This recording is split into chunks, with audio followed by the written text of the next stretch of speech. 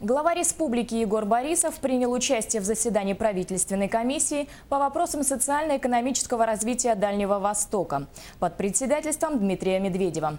Как отметил глава правительства России, на сегодняшний день создано 12 территорий опережающего развития.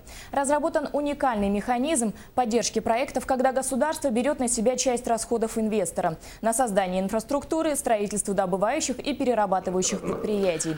Также было отмечено о том, что правительству России удалось саккумулировать порядка 1 триллиона рублей инвестиций. Дмитрий Медведев затронул тему и налоговых льгот на Дальнем Востоке. 2 дня назад он был подписан президентом. Еще один важный шаг – закон о новых налоговых льготах инвесторам на Дальнем Востоке.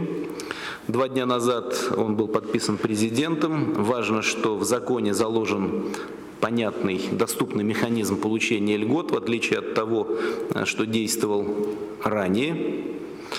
Напомню, что если инвестор в течение 3 лет вложил в проект не менее 50 миллионов рублей собственных средств, то он освобождается на определенный срок от уплаты налога на прибыль и НДПИ.